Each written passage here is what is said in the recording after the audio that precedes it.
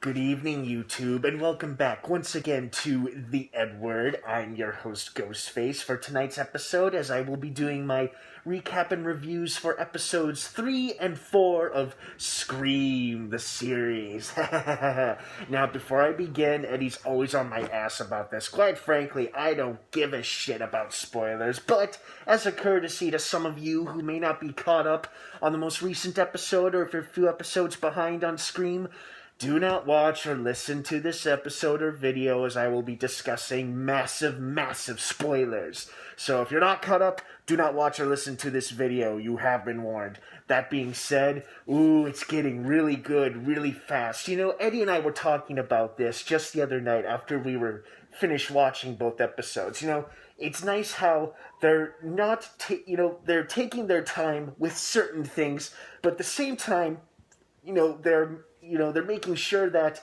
the story gets told, and it gets told at a reasonable pace. Like, fortunately, now Emma knows the truth about her mom. That her mom was Daisy, the object of Brandon James's undevoting attention.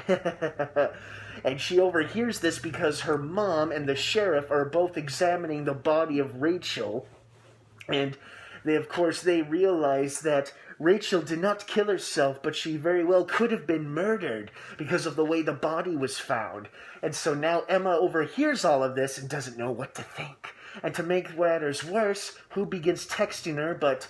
No, not yours truly, but the killer. The killer begins playing games with her, which is fitting since this episode is titled Wanna Play a Game? And then she confides in her bi-curious friend Audrey about how Rachel may not have killed herself, but someone actually might have murdered her. And now Audrey's thinking that something else is going on too. Meanwhile, everybody still thinks this is Tyler O'Neill, the dead girl's boyfriend, the boy whose, of course, head was found in the hot tub. Well, not found, but the head that was thrown in the hot tub with Nina before Nina met her untimely death. So we as the viewers know, well, it's not Tyler, it's somebody else. We don't know who that is yet. And we're thinking to ourselves, oh, come on, when will the rest of these characters realize that it's not Tyler, but somebody else, and that Tyler is dead? And fortunately, that's exactly what happens in this episode. Well, not quite this episode, but they definitely lean towards that. It's the next episode where they tell that.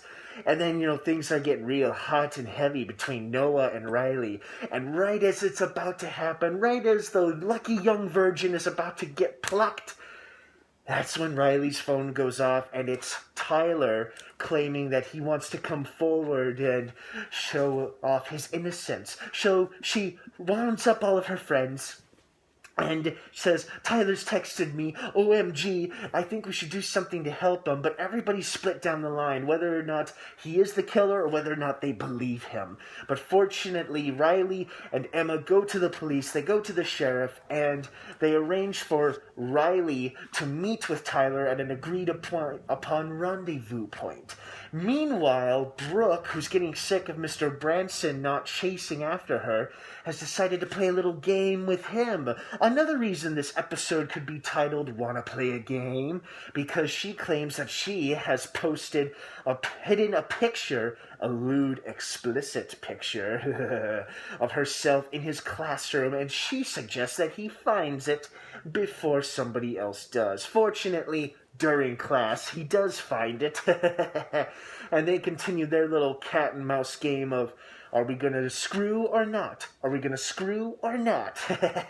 It's all very tantalizing. But I was more interested in what the killer was going to do next. And not surprisingly, the agreed upon rendezvous point between Riley, who's actually and it's actually an undercover cop posing as Riley. The cops try to lay a trap for him, and when they think he shows up, it's some guy who claims he's been hired by some guy online to pretend to show up to this location to give the cops this note. And of course, it's a picture of the mask, the surgical mask on it, saying, nice try. And I thought to myself, Eddie and I were both saying, yeah, this killer's way too smart to fall for a trap like that. Way too smart. So we knew it wasn't going to be him. But it was interesting to see how it played out nonetheless. And then when everybody splits up trying to locate Tyler, Brooke thinks she's received a booty call message from Branson in their secret little rendezvous area, which is a hotel room. So she goes to the hotel room, waiting for Branson to show up. Meanwhile, Riley stays at the police station, and she gets another text from Tyler, thinking it's him, and he claims he's outside the police station. So Riley so trustingly goes out there to find him. And meanwhile, Emma and her mom are in the car looking for Tyler, while the killer is secretly texting Emma saying, "Which one of your friends should I kill, the good one or the bad one?" Now, when Emma gets confirmation from Riley she's still at the police station, she texts back the killer, "Do not kill Brooke," referring to her friend in the hotel room, because she figures, well, if the killer just tried to kill Riley, he'll be in the police station and the cops could get there before he does anything. Wrong! She is dead wrong! And unfortunately, dear, poor, sweet Riley meets her end when the killer stabs her in the back repeatedly while trying to escape his clutches, and she bleeds out on the roof of the police station. And it's just too late for the sheriff, Emma, her mom, and everybody else to show up. Oh, poor, sweet Riley. And they get word that Tyler's car has crashed just outside of town in the ditch. And right as they show up, the car's upside down. Boom! Blows up. Emma and her mom show up, and what's this? Oh, they find half the piece of the surgical mask in the car, along with a badly burnt body, most likely Tyler's. And meanwhile, this entire time, Brooke is still waiting in her hotel room, all sexy and dazzled up, waiting for her lover to show up, which he never does. So she sits there the rest of the episode just waiting for her teacher to show up, which he never does, and it makes you wonder, where was he this whole time? Makes you think, doesn't it? Alright, so that was episode 3. Overall, good episode. It was great. I didn't like, well, actually, that's a lie. I liked it, but what Eddie told me is that he didn't like seeing Riley die because, you know, she was starting to really like Noah, and even though it's completely unrealistic that such a nerdy film geek would land a hot girlfriend like that who would willingly want to him and take his virginity, that part was unrealistic. But the part that was realistic was what a nervous wreck he was and how he had no moves and had no lines and didn't know what the fuck he was doing with her. And unfortunately, he is still a virgin since she did not have a chance to deflower him. And now he's out a potential girlfriend. So, you know, I felt kind of bad for Noah too, because I normally don't feel these things that you call emotions, but I have to admit, I felt something for poor Noah. Oh, I couldn't give two shits about Riley. I enjoyed watching her die. But Eddie, on the other hand, Eddie felt really bad for Riley. She was a good character. So overall, this was a great episode. Really liked it. And now in the 4th episode, we get to see what the boys have been up to. Jake and Will. And it seems like these two have a secret stash of cash somewhere. Somewhere that only these two know about. And Nina. And then Jake points out how even though Nina is dead, she's still pitting them against each other. So this Nina was a real manipulative, power-hungry bitch, obviously. And she was using and playing Jake and Will against each other. So there's some kind of conspiracy involved here with these two. And I'll touch more on that later. But for now, of course, the cops get there. They find Riley's body. Audrey and Noah show up. Emma's distraught. All of them are distraught. And poor sweet Riley is dead. But what gets really interesting is that later in the episode, Emma receives a note in the mail, and it's a Facebook from... I just said Facebook. Sorry. It's a yearbook from 1994, the year that Brandon James went on his murder spree, the year that Emma's parents were the survivors of his murder spree. Oh, and speaking of survivors, the sheriff has still had a hard time locating Emma's father for questions since he is a person of interest regarding this case. And it was very similar and reminded me of in the first Scream movie where Sidney's father was also missing and considered a suspect. And of course we all know how that turned out. It didn't. Sorry if I spoiled anything for those of you who haven't seen the movie Scream yet. And if you haven't, what the hell is wrong with you? It's a great movie. Because I'm in it. Anyway. So in this episode, you know, the killer is sending clues to Emma, and meanwhile her and the rest of the town, and even Brooke, is devastated by Riley's death. It's nice to see Brooke expressing some emotion for once, because she didn't even shed a single tear when poor sweet Nina was killed in the very first episode. But she really cried for Riley. This proves that she does have some decency in her after all. I really didn't care for that or pay attention to it, but Eddie pointed it out, and so when he pointed it out, I was like, oh, okay, sure, I know what you mean. And the mayor and the sheriff try to make it sound like at this big town meeting, oh, we've got our man, it's Tyler, all right. He definitely killed all those people, so case closed, right? I don't think so. Emma and Audrey and Noah are all still suspicious that it wasn't Tyler and that the killer may still be out there. And when Emma shares with Audrey and Noah that what she's discovered through this yearbook that was sent to her, and all these pictures are cut out, and her father's yearbook picture is scratched out with a black pen, with a message written in red ink saying, "The truth lies where the mask was made." And they do a little research, and it turns out that the hospital where the original killer, Brandon James, had all of his facial reconstruction surgery 20 years ago was shut down, but the building is still there, so they think they might find some clues there. Audrey and Emma decide to go, leaving Noah behind since he's still kind of a mess after losing his would-be girlfriend. They get there to the hospital, they're looking around, and sure enough, they find this creepy underground laboratory where they see all of these old x-rays of Brandon James's face and head, and we see that there are several other surgical masks, and there's more than one mask. So the mask was not destroyed. Well, it was destroyed, but it wasn't the only one. There's still several copies out there. And then, of course, they get scared when they hear someone coming up behind them, and as Eddie and I predicted, it's Noah, not the killer returning to his lair. Noah obviously knew where they were going, and he followed them, even though they didn't invite him, but he seems to have his head on straight, so he's with them now. Meanwhile, Will, the basketball player jock boyfriend of Emma, has just learned that he has been accepted into the school that he was pining for, but it's not on the scholarship. He will have to pay to go, and he and his father are completely cash-strapped. His buddy Jake, on the other hand, suggests if he needs some fast cash, he knows how to make some.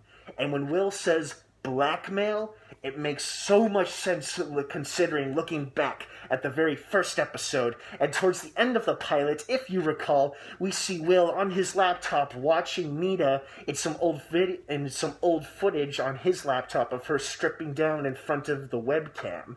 So when Will says blackmail, that must have been what Nina and her boyfriend Tyler were into all along, trying to get blackmail on people throughout town, because even Jake mentions, they were getting blackmail on everybody, and they could get some pretty hefty sums from it. So he tells Will to think about it for a while. And it's so funny he mentions blackmail, because later, towards the end of the episode, when Brooke is at home still grieving, and it turns out her daddy is the mayor. We find that out in this episode. Her father's the mayor. We're 3 episodes into this show, and we just find out her father is the mayor. And her mother has practically abandoned the family on this spiritual guru retreat thing in Asia or whatever, but she's clearly hurt by it, so the fact that she's able to feel emotion and emotional pain indicates that she is human after all, unlike me. And then her father gets a text message saying, another 100K coordinates to come soon. So somebody's got dirt on him, and I bet you it's most likely Jake or Will, or both of them, who now has the cell phone that Nina most likely used when she was blackmailing people. So that'll be interesting to see how that unfolds. And of course, with our 3 main heroes back at the hospital, they discover all sorts of things there. Lots of icky, creepy stuff. It kind of reminded me of the Saw movies almost. I never saw the Saw movies. Neither did Eddie. But just from all the trailers, all the creepy, icky stuff and the blood on the wall really reminded me of it. And sure enough, they find the body of the butchered pig, which had its heart removed, and the heart was sent to Emma's mom in the very first episode, with a note saying, Daisy. And Emma just looks just like you at that age. And of course, this whole time I keep thinking to myself, as does Eddie, we're talking about this, who is the killer? Is it Brandon James? Did he survive his shooting at the lake? Is it his brother? Is it a relative or a friend? Is it Emma's father? Is it her boyfriend? Is it Jake? We don't know.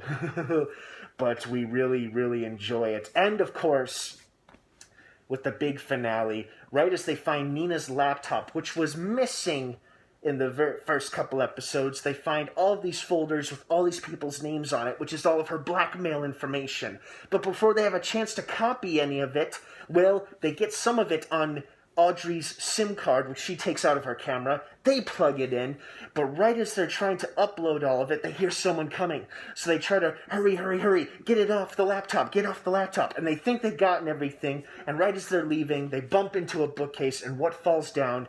Tyler's severed head. Skinned. His face gone. And his head remains. Grosses them the hell out. They get out of there. They run. Who do they run into? The sheriff. Somebody tipped off the sheriff's department that there were intruders at the old hospital.